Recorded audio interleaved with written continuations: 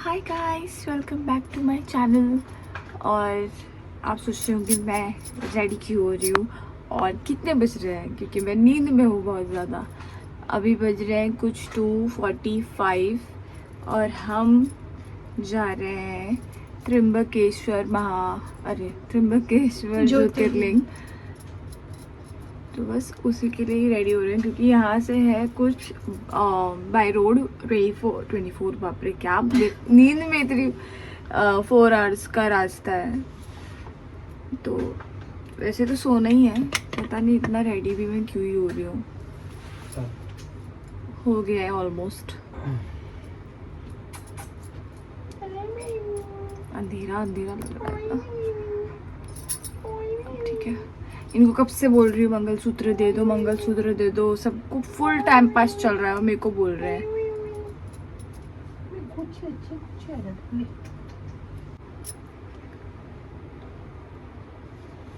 होश में लाला, होश में। तुम रेडी कब होगे? बाकी सब जोश में। अपना क्या है, ऊपर पहनना है बस। अपना क्या है, अपना तो काम भारी है बच्ची। ये सब क्या बोलते हो? ट्विंकल पहले बोल होश में। इरिटेट मत करो अंकित, मुझे बहुत ज्यादा। होश में लाला। बॉम्बे 70 मारते पत्थर।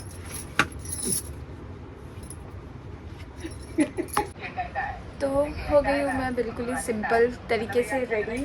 और मुस्कान ने मुस्कान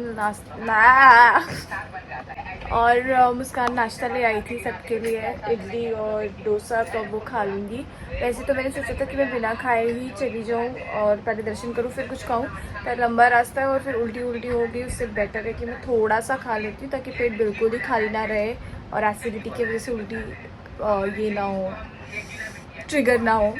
तो चलो वो खा लेते हैं, उसके बाद आपसे मिलते हैं गाड़ी में बैठ के।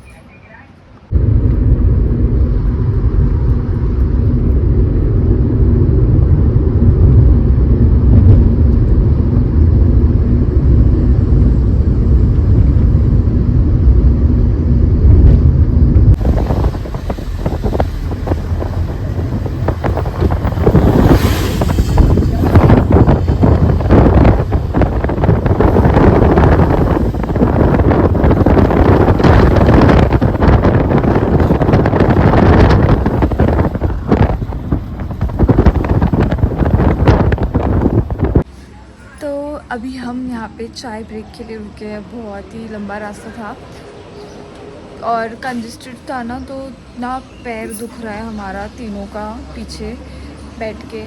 अभी थोड़ा सा स्ट्रेचिंग किया और चाय पियेंगे।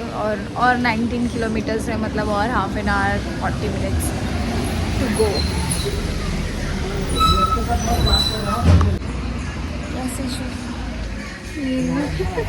हम सो के आए। मेरे हस्बैंड को नींद आ रही है बहुत तेज, जैसे हम सबको आ रही है। क्या सोए, पीछे कितना कंजेस्टेड हो रहा है पता है, क्या तो दिख रहा है तो लाश बन के सोए। कुछ भी नींद आ रही है, लेकिन जगह भी नहीं है। अभी हम पहुँचे नीलमती। तो हम फाइनली पहुँच गए हैं, चल के जा रहे हैं मंदिर की ओर। गाड़ी my third Jyotirlinga and his second.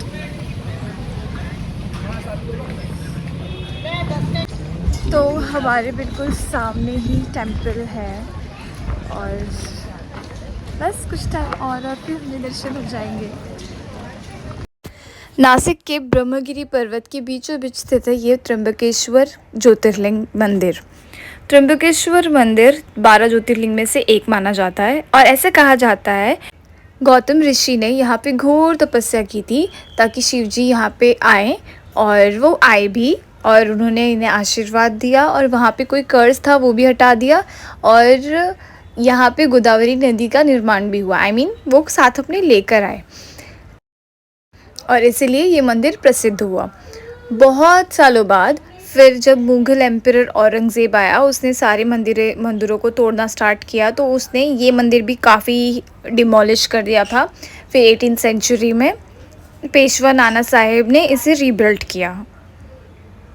और आज के समय में भारी मात्रा में लोग यहाँ पे आते हैं शिव जी के दर्शन करने के लिए।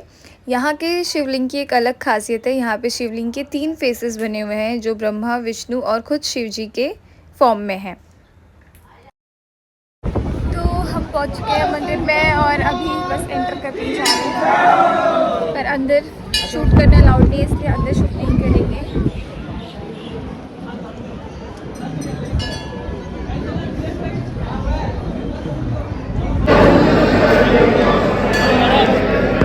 ये भैया वाले भाई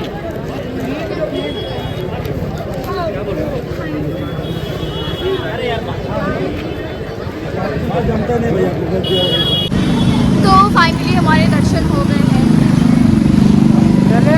आगे बढ़ा पर चलो अभी कुछ खाएंगे और अभी ऐसा कुछ छोटा मोटा लेके गाड़ी में बैठ जाएंगे। हाँ। आगे चल आगे प्रॉपर नाश्ता करेंगे, यहाँ से निकलना है।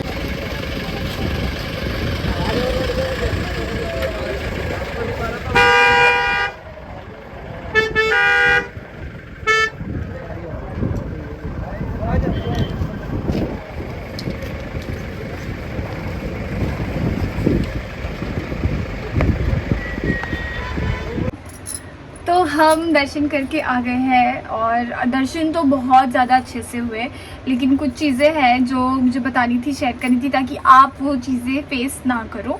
फर्स्ट, वहाँ पे जो क्राउड मैनेजमेंट है वो बिल्कुल भी अच्छा नहीं है, मतलब हमारे साथ तो बिल्कुल भी अच्छा एक्सपीरियंस नहीं रहा।